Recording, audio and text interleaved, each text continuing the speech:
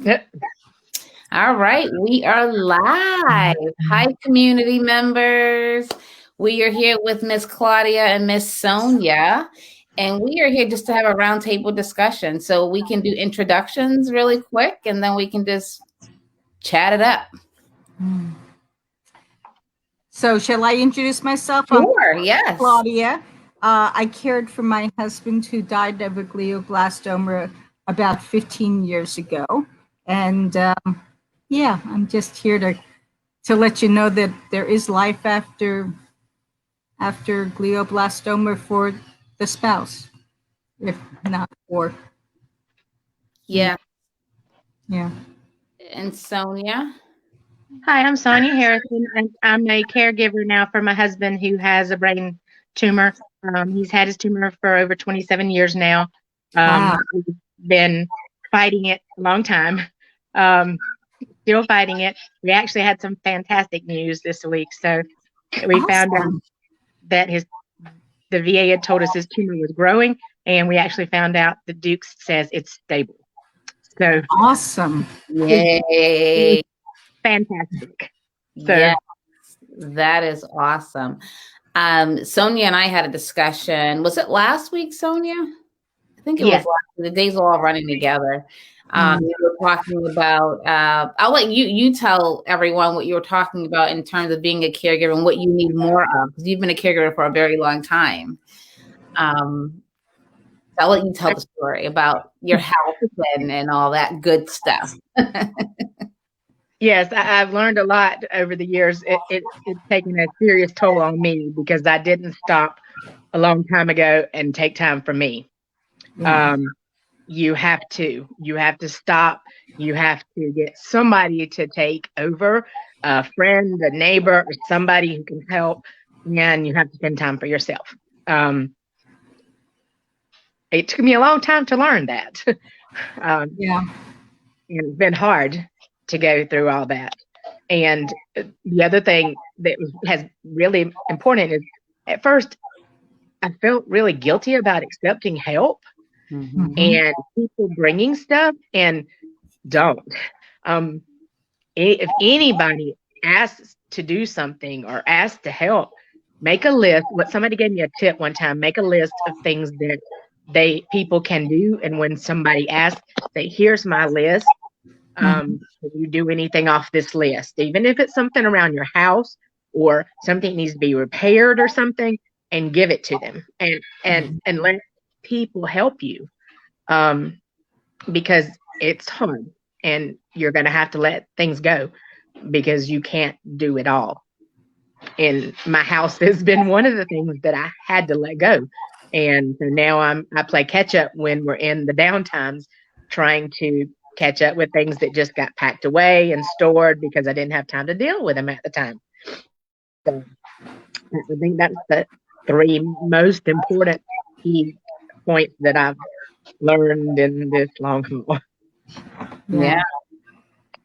Yeah. And Claudia, what about you? How did you kind of manage that whole time for yourself and your health and all of that? Honestly, I didn't have the luxury of getting help. My husband and I were living on a sailboat in Guatemala when he presented with a tumor. Surprisingly, there was an amazing brain surgeon in Guatemala that worked on him, and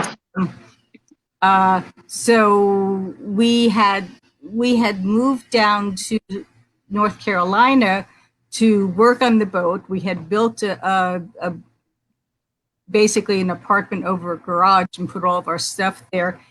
And that was what we had, but we had not met anybody in North Carolina. We had moved down from New Hampshire. And so we had very little help at all. And the one couple that we had made as friends, they were an older couple, and about the time that my husband came down with the glioblastoma, she was one of those, meditation and yoga kind of people. And it was her opinion that my husband, Roger, got a brain tumor because he thought bad thoughts, negative thoughts. Oh. And I was like, oh yeah, thanks. No, I don't think that, but I'm sorry that you feel that way, but I don't think that. And a couple months later, she came down with breast cancer. All I could do not to say, nee, nee, nee, nee. Yeah. What kind of thoughts were you having, hun bun? But she was very blown away by her own diagnosis. So she didn't want to come around my husband, who was, I mean, the prognosis was pretty grim. And so she didn't want to be around my husband. Her husband was not one of those warm feely people who had, wanted to help. And the most help I got out of them was they took the garbage away for me because we didn't have a garbage service.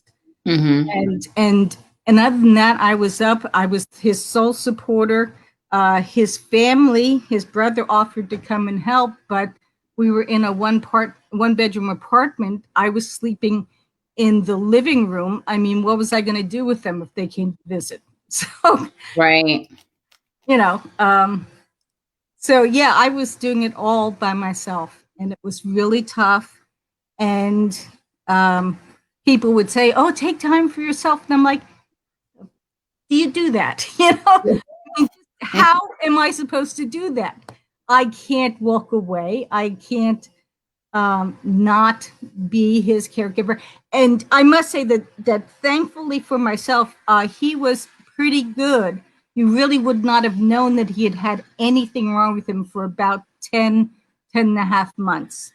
And then it went downhill pretty quickly. And so I really only had a few months where I was, 24 hours a day caring for him, but it was long enough,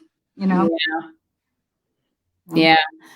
Yeah, and I know some of the women in the group, have, their spouse has brain tumors, and from the time of diagnosis to behavior changes is something that keeps coming up. Can either or both of you speak to that? How did you deal with the change in the person, from time of diagnosis to, Sonya, you want to talk about that?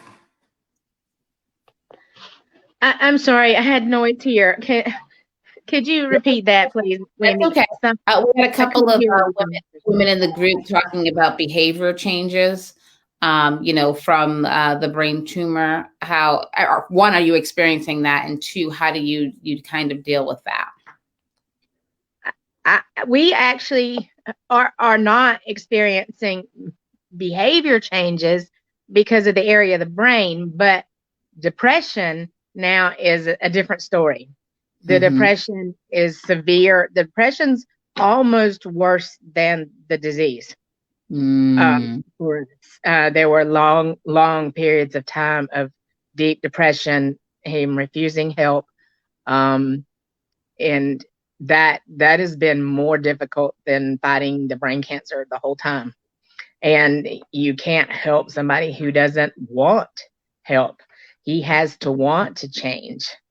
And he finally did after a long time, and got some help, and has a counselor and speaks with his counselor regularly, and his own antidepressants. And it has made a huge difference for us and for the kids and for everybody.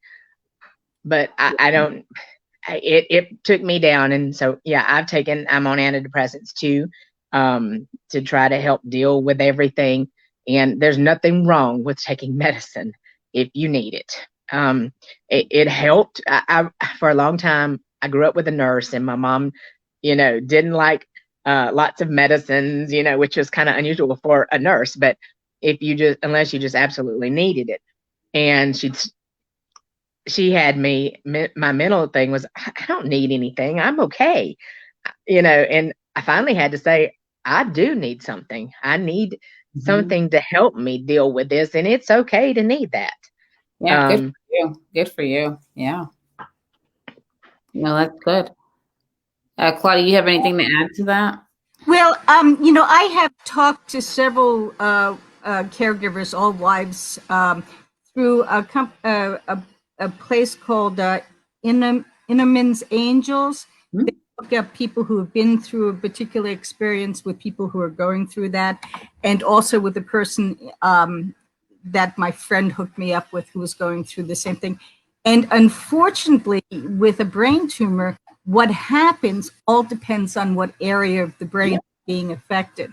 Mhm. So there's no one pat area of it goes like this and then it goes like that and it goes like that. It all depends on the area and the surgery. And as I say, that little Guatemalan brain surgeon did an excellent job, and he was fine for 10 and a half months. And then the tumor just started going crazy. And it was tough for me because his mother, who hadn't seen him in a long time, his brother and his sister-in-law had come up to visit when he was beginning to not be able to speak. One of his first issues was aphasia, and he could say appropriately yes or no to a question, but he couldn't say, "I'd like a hamburger."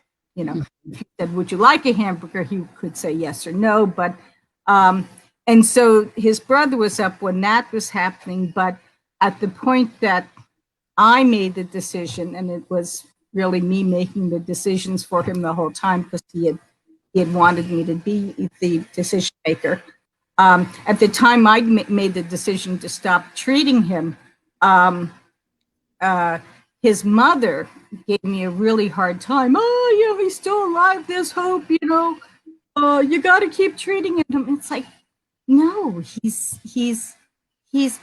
gone. He's not there. He's never going to be the person that he and we had discussions about this. And as long as there was hope that he could continue independent life and do the things that he liked to do, fix things and drive around in his truck and that sort of thing.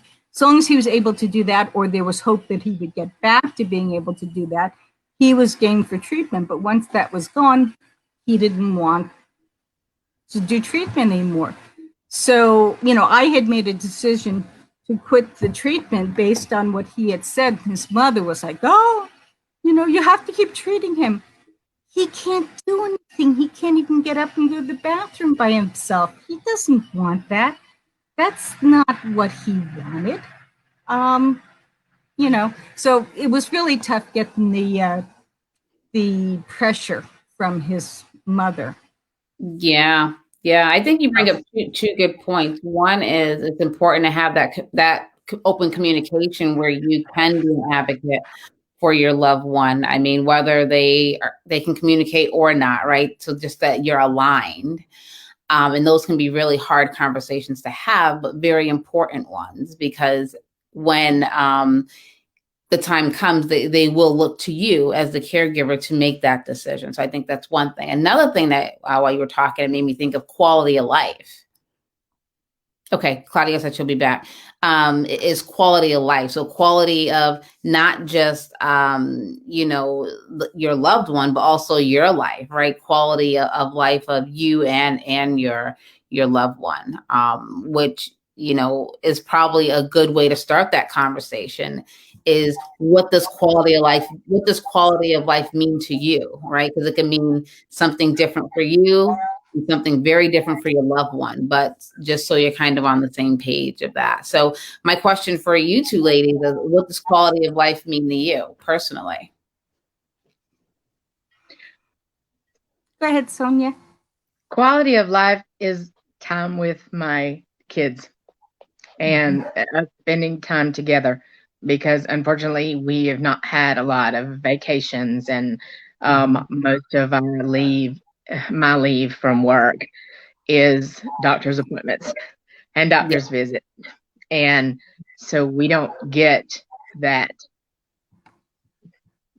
time to spend together long periods, because I'm either at work or they're at school, and or we're at doctor's appointments, or so it's hard to find that time. But we do little stuff, like we'll play games sometimes, to try to make that quality of life. And we try to go when Ned is up to it, to football games to see our son who's in the band and stuff like that. So we do the best we can to get that quality of life. Awesome. For me, we never had children, so for me, it's about being able to travel and at least live my life and do the things that I like to do, like crafts and stuff like that, without much impediment. And the people who have my power of attorneys, I've told them, I've lived a good life. I've pretty much finished all of the things on my bucket list. And, if it means if something happens and I'm dying tomorrow, that's okay. Let me go. I had a good life. I'm good. Yeah. Yeah, it's not like I have children or grandchildren that I'm waiting for the wedding of the grandchild or something like that. Excuse me. So it's as long as I'm enjoying life, that's fine. But when I'm not, I'm okay with going. Yeah. I think that's a good place to be too, when it's my time, I'm ready to go, which to me, I interpret that as you've had a really good life, right? Like, so you don't feel like you're waiting or losing out on anything. I have been very fortunate that I've been able to do the things that I wanted to do. And I've been fortunate. I am sure that when I am on my deathbed, whenever that is, that I have many more memories than regrets. So I am fortunate. I think we need to sit in that for a minute. More memories than regrets. And that makes me think of the dash, right? What are we doing in the dash? So you can say that. And I did the live last night talking about sacrifices and, goals and purpose. And I think it's important to have those, despite what's going on in your life. Do you two have goals, and do you feel like you have purpose in life right now? Sonya? Mine usually is to get the next task done. I guess it's the time I'm living in, and that's, I usually have a list of things that need to be done, and it's just to get the most immediate next task done. I guess it would be the way I live, and it's a hard getting out of that when you've been in that a long time. Mm-hmm. And to stop and change that. And yes, I do have some goals. My health is one of them. I've stopped, started watching a lot of what I eat and what I do, and stopped worrying about, okay, the dishes are not done. I'm tired. I can't take any more. I'm going to nap. I'm going to bed early or something. Just to take better care of me. That's awesome. That's awesome. And taking care of yourself, whatever you can do to do that is important, especially on the marathon that you've been on. As I say, I was much luckier in that there was only a few months of that never-ending marathon of having to be his caretaker 24/7. But before that, there was 10 months of taking him to appointments, and he was never a good patient. He had been completely healthy up until the point that he was not. And so he had never needed to take any kind of medication, and was one of those people who really didn't believe in medications, not for me. And so when he had surgery and was released, we went to an apartment in Guatemala City to let him recover. And he was given 5 or 6 medications to take, some of which was to reduce swelling and others for to prevent seizures and stuff like that. And he didn't want to take all 5 medications. And he said, here, you pick 2, I'll take 2. And it's like, no, No, Wow. you know, and just that kind of thing that was just, I wanted to kill him. Even though I was trying my best to prevent him from dying, there were times when I just wanted to kill him. And it's a little funny, but it's not what people expect you to say. But he was really impossible, and that was really stressful and really tough on me, because he expected me to make all of the medical decisions, but then he wasn't helpful when I did make the decisions. He did trust me, he did, but he was also often a pain in the neck and difficult. And it was unbelievably stressful for me, that whole period of him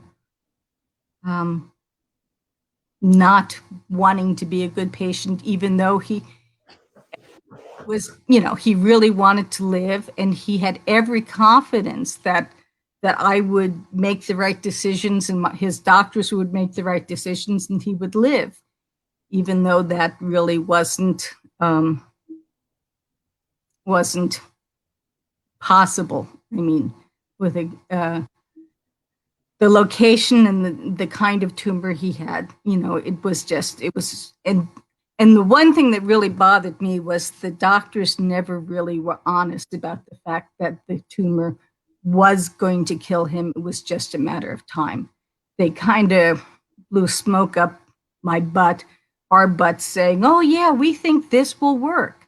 Well, for us, the word work meant that he would, get rid of the tumor, get back to a healthy state, and be able to live his life again.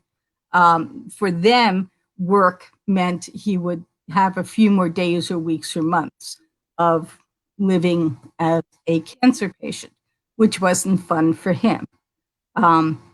So I really felt that they weren't honest with us for a long time, and they were a little more honest with me when I would talk to them privately, but they were never terribly honest with him. That ticks me off. I wish that they would have let him know that, because I think if he knew that he had weeks, months, or year, at the most a year left, he would have lived his last days, months and weeks differently. He might have gone and seen a few things that he hadn't seen on a road trip kind of thing, but they kept, feeding him this, we think this will work. Yeah. One of the things I did is sometimes to counter that is I would take a list of questions to the appointments, and I would go with him to the appointments, and I would ask the questions right in front of him, and he would hear the answers just like I did. And one of it is, what is his prognosis? What can we expect? It is great. We had the doctor did his first two surgeries. He's had 3 brain surgeries. The first 2, it was a phenomenal doctor. I mean, he was amazing. And he flat out told us before the second surgery, if something doesn't stop this tumor from growing, he will not be here in 5 to 10 years. Mm-hmm. And he told us from the get-go that if he leaves one cell behind, that the tumor will regrow. Mm-hmm. So the chances, and we even had them tell us that you have to force their hand sometimes. You have to actually ask them the questions. We had one tell us that there is no cure, because we asked, there is no cure. This is not going to go away. But I forced their hand, and I would take a list of questions and make them tell us, what to expect, or if what they said didn't agree with what I'd read, I would ask, well, but I saw this. Why are you saying something differently? Or is this not true? So you have to be an advocate for his care. And I would tell every patient to get a second opinion. Mm-hmm. And get a specialist. Like The one thing we run into, he's a disabled veteran, but the VA does not have a neuro-oncologist. So you ask for a neuro-oncologist to guide his care, because a regular oncologist is not trained in brain tumors. He's trained in cancer in general, all kinds, not brain tumors, and the latest research and the latest trials. And so we fought for a neuro-oncologist to guide his care that the VA would do. So, yeah, we actually were lucky to be seen by the head of neuro-oncology at the National Cancer Institutes of National Cancer Institute, which is just outside of Washington, D.C. So once my husband was well enough, we flew from Guatemala directly to D.C. and had him seen. And from there, the oncologist, the neuro-oncologist there, oversaw his treatment at our area. That was good. The only thing that toward the end, I realized that for them, what was most important for them was getting one more day of data.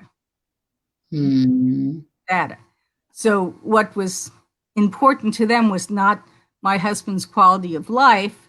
And that was, it was fine up until the point where he stopped, started losing his quality of life.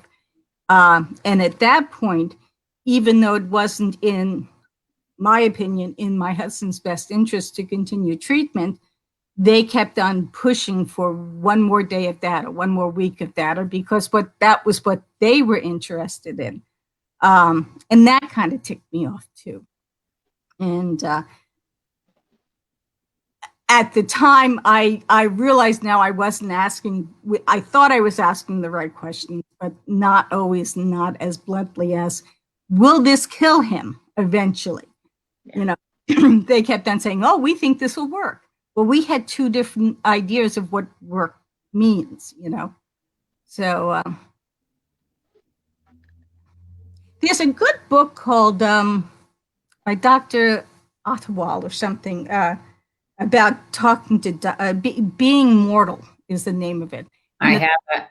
It's a great book about how to talk to doctors to get them to, ask the right questions. What is important to the patient? Is it okay with him that he can do nothing more than sit in a bed and watch, a football game? Is that okay with him, or is it important that he be able to continue doing things that he loves to do? Really good book. Yeah, so I will get that. Oh, I definitely recommend it. It's great for being able to talk with your doctors about what's important. And I wish I had it before my husband got sick, or at least during when my husband was sick. Yeah.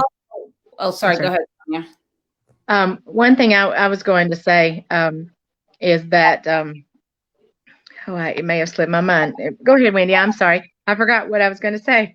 Oh, sorry about that. I was just going to say that, so I actually have 13 questions you asked when your loved one's diagnosed with cancer. So I will post that under this video.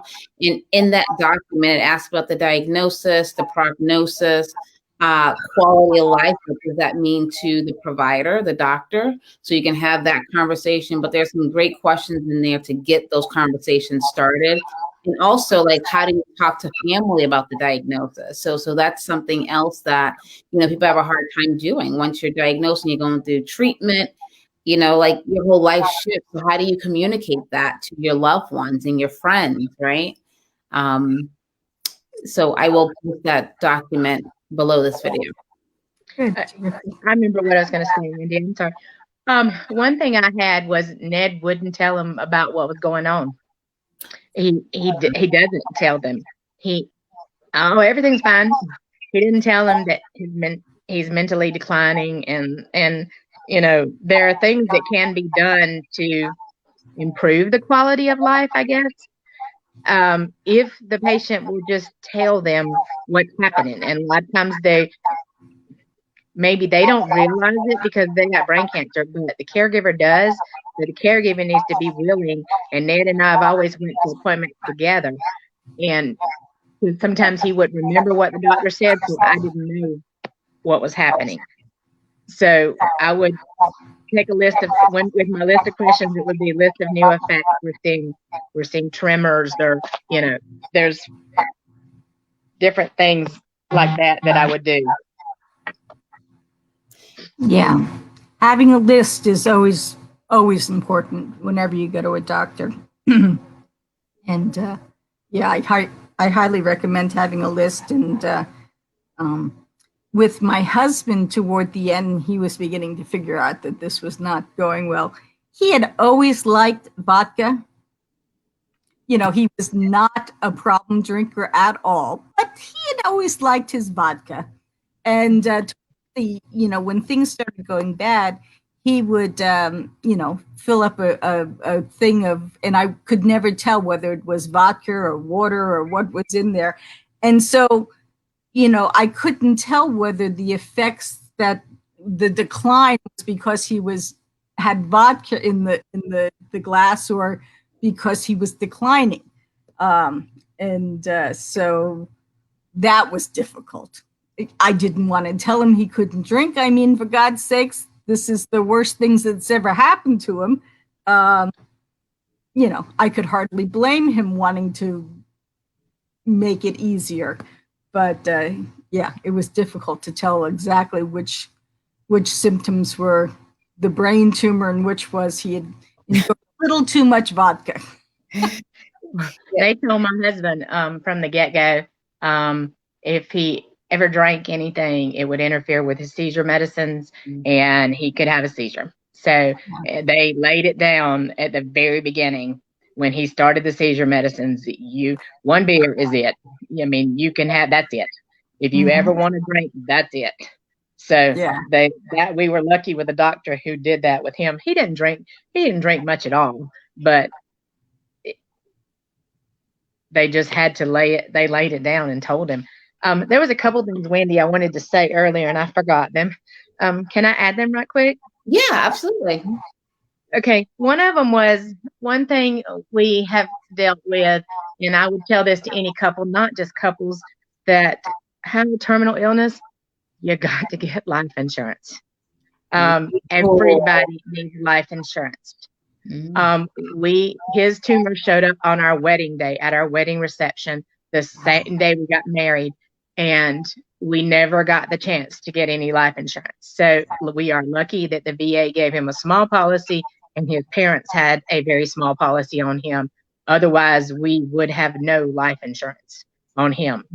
And the other thing was, I don't care, you got to be willing to talk about the hard stuff. You got to put the will down. You got to put the power of attorneys in place.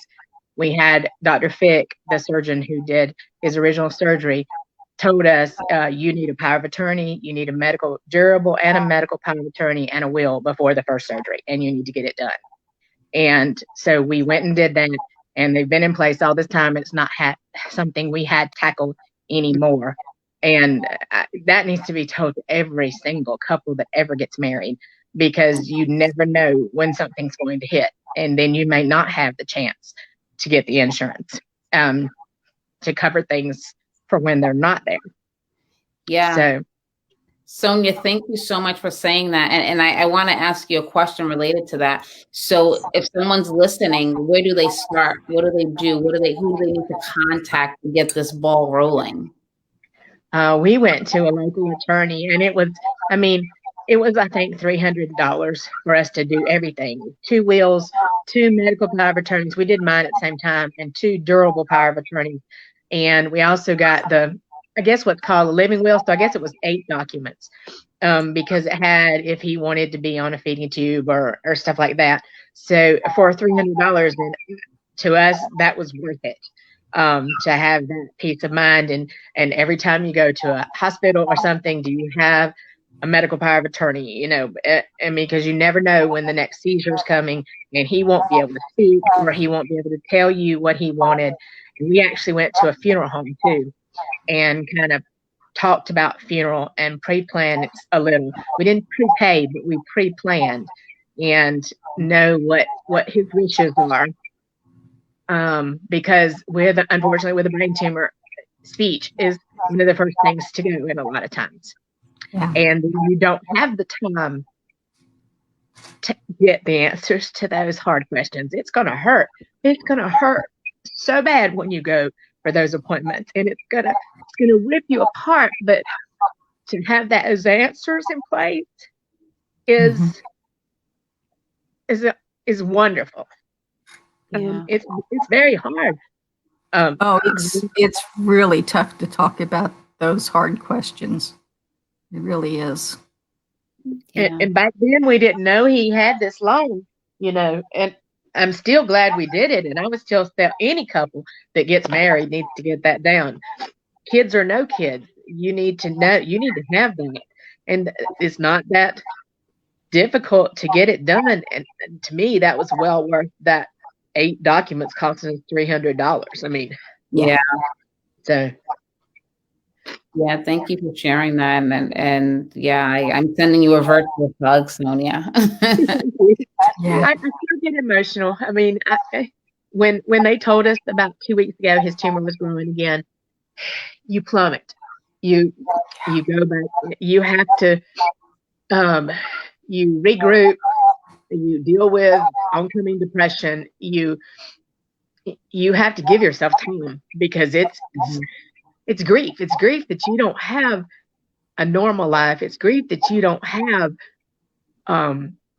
You got to deal with more emergencies, and you got to suffer through that. There's going to be anger. A lot of anger. And you got to go through all those stages every time something hits. It does get better and easier and shorter time length over time, because you learn how to deal with them. But you have to take the time to deal with those. Yeah. Yeah. You have anything to add to that, Claudia? Do you have any? No, I absolutely agree that having those documents in place are really, really important. And we had a will because we had taken off on a sailboat, and I am so grateful that we were able to do that, because that was one of the things that he had always wanted in life, was to go live on a sailboat. And so we had done a will and power of attorneys, I think, before we took off. But then when we got home, of course, we updated them and redid them, and made sure that they were up to date. And Yeah, it's very important. Yeah, no, absolutely. I have a question for both of you regarding your loved ones, your husbands. What are some of the memorable moments that you actually spend together? So, when I say intimate, I don't mean like sexual. I mean like, holding hands or just being, close.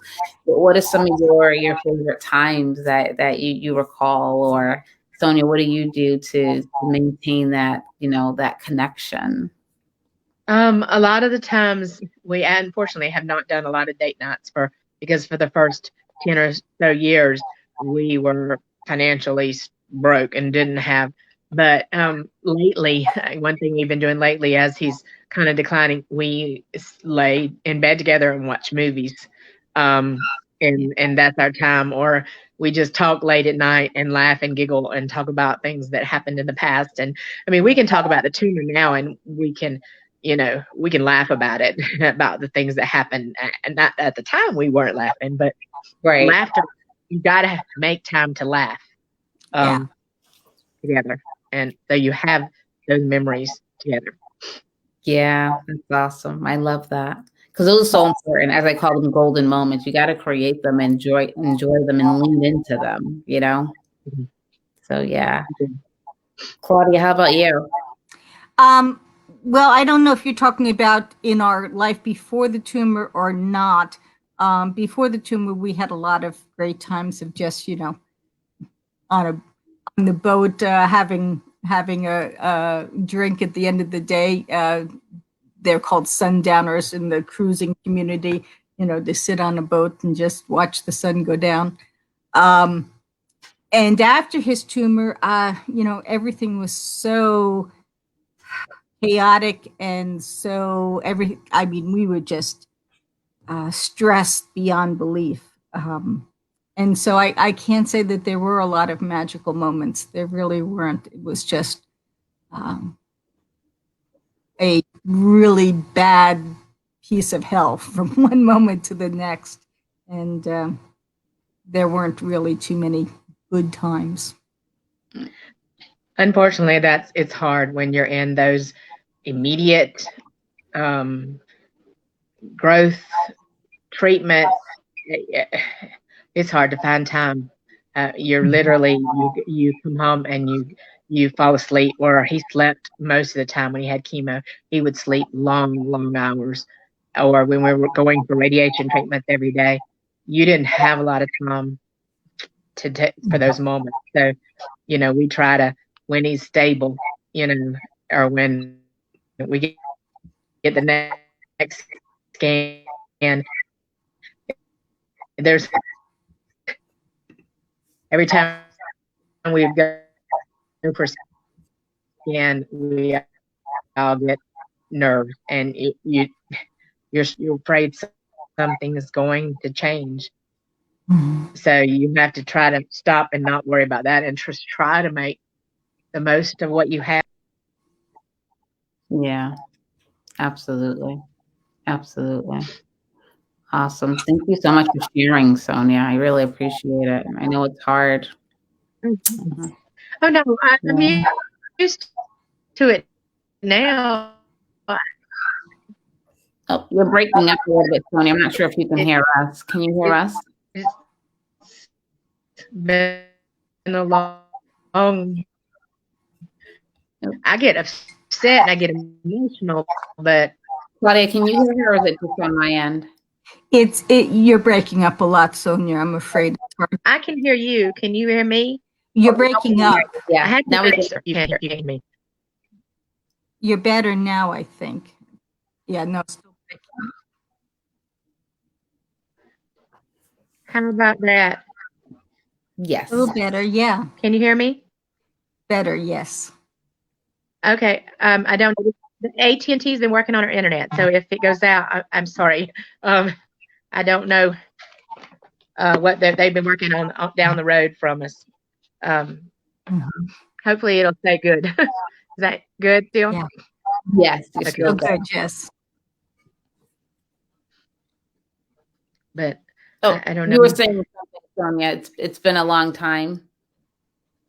Yes, it's been a long time, and it's been a long, hard time. But you got, I would send Ned because I had to work. I would send him with the kids when he was much more mentally at himself. He would go on all the field trips with the kids because he couldn't work a job. So he would get his time with the kids, and then I would get my time with the kids.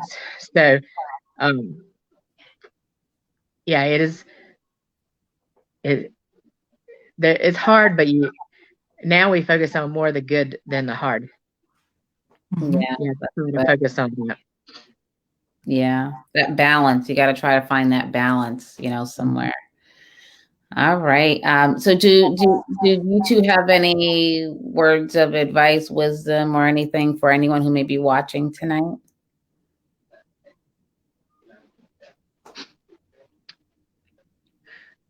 I can't think of anything. Let me think for a second.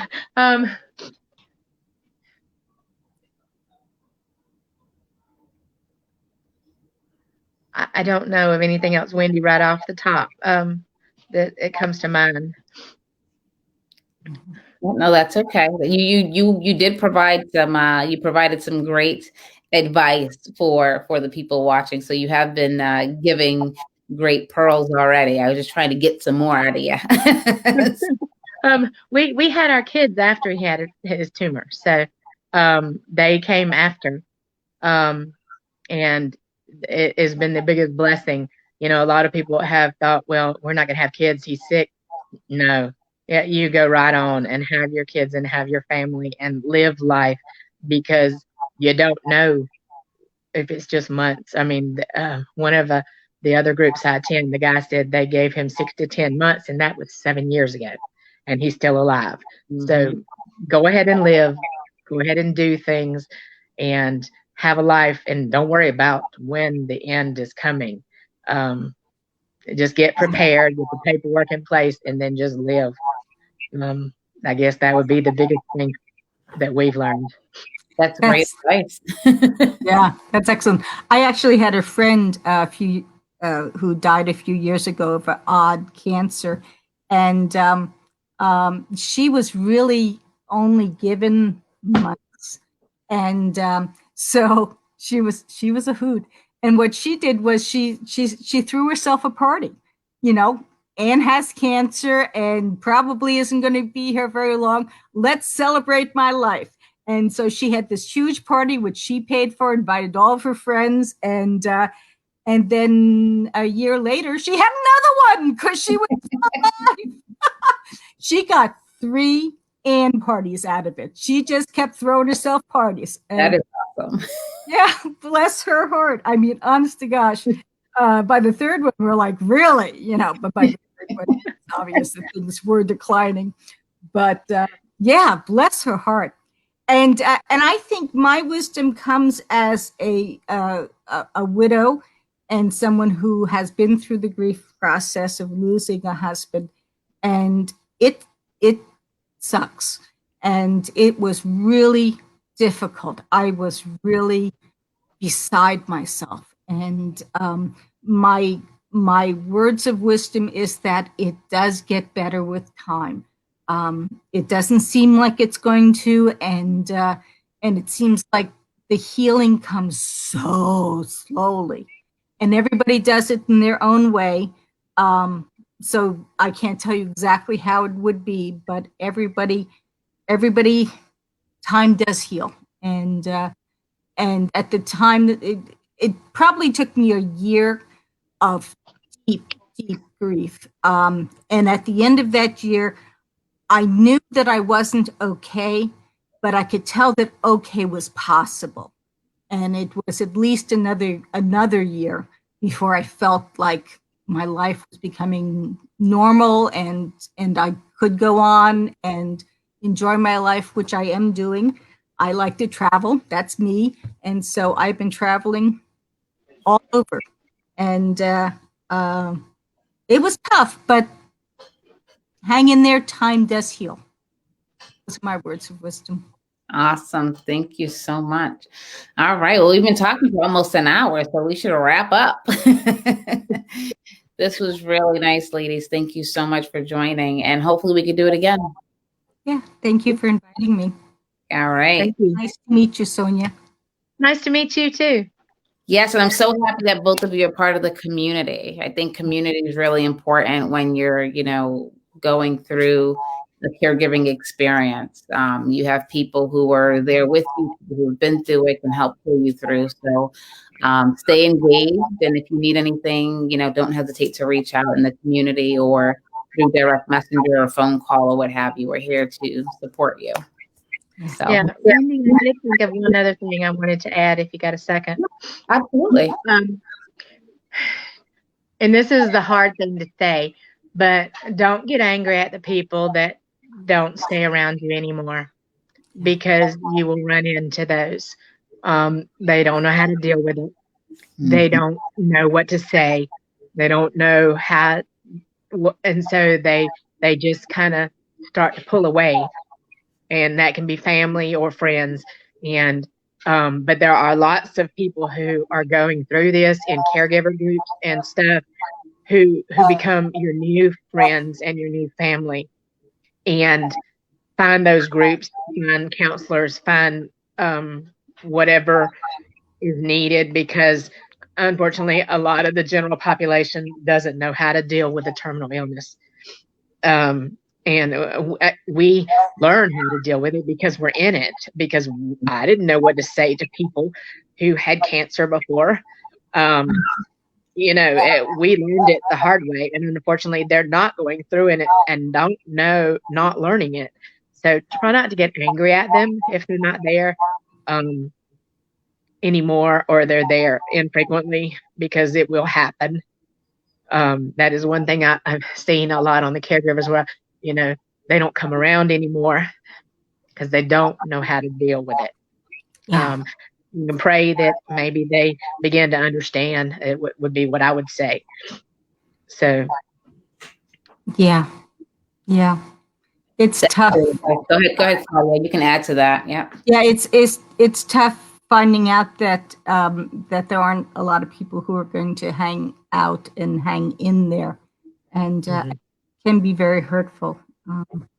I essentially, when we came back from Guatemala, I was essentially moving into a new town with no friends at all, and it's kind of hard to say, "Gee, hi, I'd like to be your friend. My husband's dying. Let's be friends."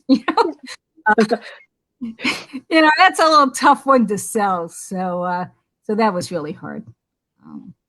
But for me, what worked for me was after his death, and this isn't for everyone, but after his death, I wanted to move to a new place where nobody knew who I was.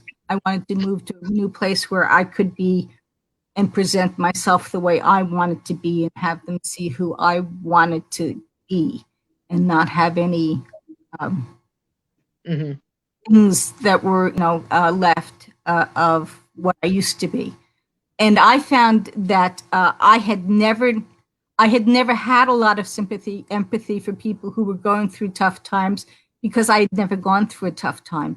And having gone through this experience, I found a new appreciation for other people's feelings that I would have never had, and grateful that I do have now, because I see the world and other people around me in a whole different way.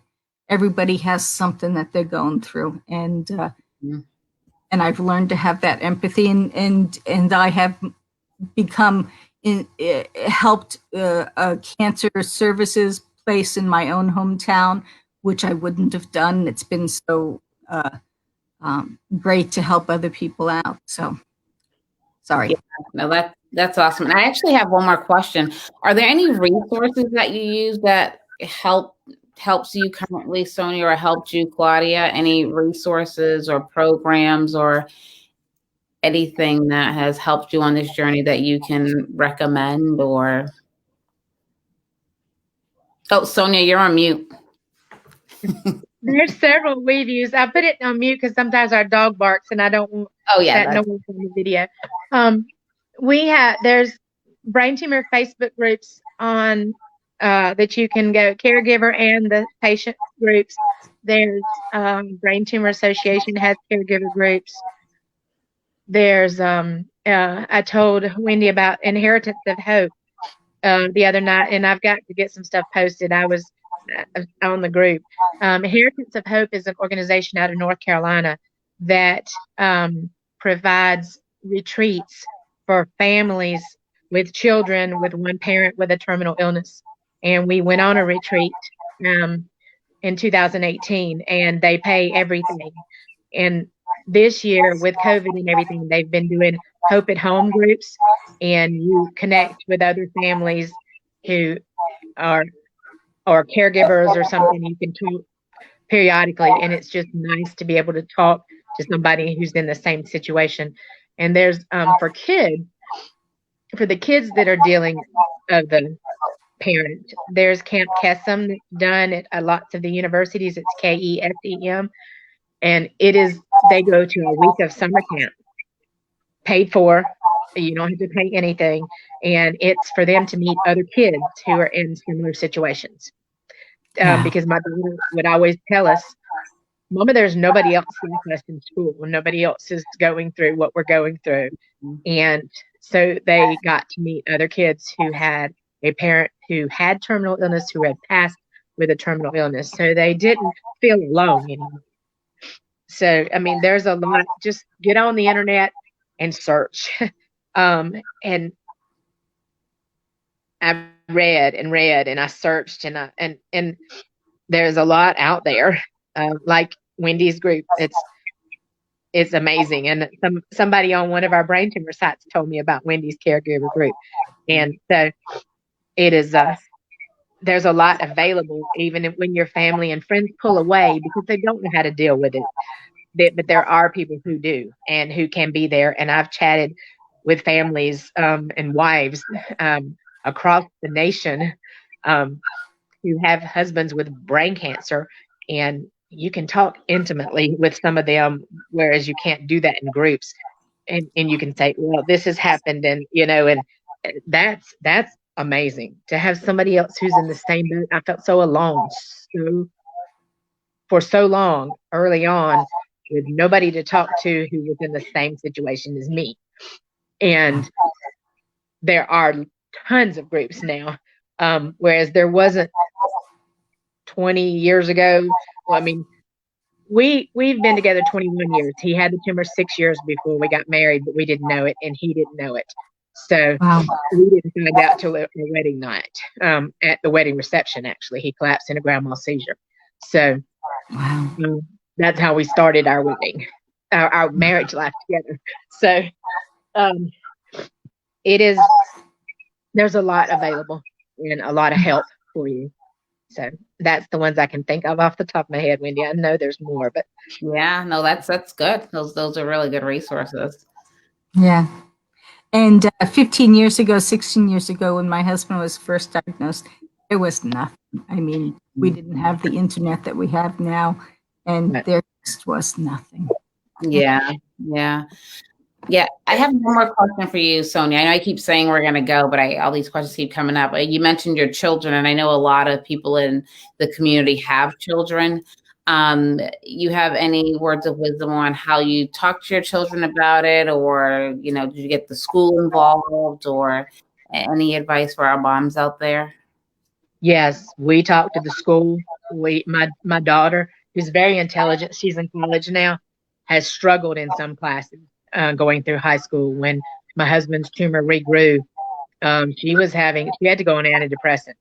And I didn't catch it. I don't know why I didn't see this. I guess I'm in it too much. I didn't see that she was severely depressed and didn't catch it until all of a sudden it dawned on me, she's doing the same thing I used to do. And then it's like, click. Why didn't I see this? So we talked to the school. They had counselors at the schools. We had outside counselors when we could afford it. I even let their teachers know. My daughter, she didn't want me to tell anybody. She was wanting to internalize it and not say anything. She didn't want anybody to know her situation. My son didn't care. He told everybody. He's very extroverted. So that different kids, different ways, but anger. The kids have always had anger, and they will lash out. It's because of the situation and what's going on, and you have to learn to deal with that anger and not always take it out on them when they're angry about the situation we're living in. This is our life, and they're not angry at you. So I've had a counselor. Ned has an ongoing counselor. It just get somebody you can talk to somewhere. And the schools where actually could buy free counseling. So and help with the guidance counselor offices. So we've used anything and everything I could find. And there are places, like one year we were really financially strapped, and we got help with the kids' Christmas gifts.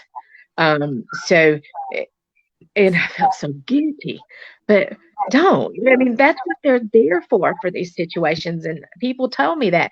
You realize it over time, but at first you didn't, because I'm like, somebody is worse off than we are. I don't deserve. We don't deserve this, but you do, and that's what they're there for. Yes. Yeah. One of the things about accepting help is you have to understand that when you're able to help others, it makes you feel good. And so when you accept help, you are helping another person feel good about themselves. And there's nothing wrong with that. Let somebody help you so that they can say, oh, I helped somebody who maybe it was in a situation that I had been in once and didn't get help, or I just feel like helping. It's a good thing to let other people help you because it makes them feel good, and there's nothing wrong with that. Yes. Yeah, no, that is awesome. And you know, the hard thing about asking for help, even for me myself, is that you're not used to that. So like when you get a cancer diagnosis, right, everything kind of shifts. And it's like who you think you are just doesn't align with who you are, who people perceive you to be, all these conflicts. So asking for help may not be your norm, but understand that a cancer diagnosis changes that, it shifts that. Right. So, you know, people will extend their hands. And I always say somebody extend their hands, reach out and touch them, you know, meet them halfway. So yeah, totally agree with that. But it's hard. It's hard to practice that. Yeah, it's hard to let your guard down enough to be able to accept help. Yeah. It is. I struggled with it for many years, and now you tell them thank you. And sometimes I don't even get thank you cards written, but because things are so hectic. But I make sure I call them. Sometimes I can call them when I got my phone on and I can put it on hands free, and I can just talk in the car and say, "I'm sorry I didn't get your thank you card written, but thank you for what you did. Thank you for your help." And they're like, "I don't care about the card, you know." That's what they want to hear. It's just the thank you.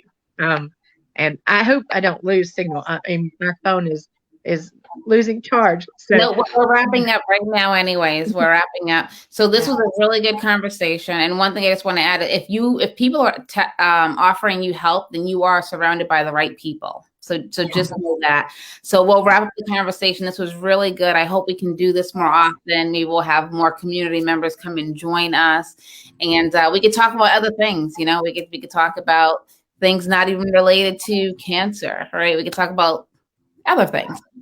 So with that, have a great evening, you two. Thank you so much for joining. And I'll see you next week. If you need anything in the meantime, just let me know. all right. Thank you. All right, you Nice too. meeting you. Bye-bye. Bye-bye. Bye.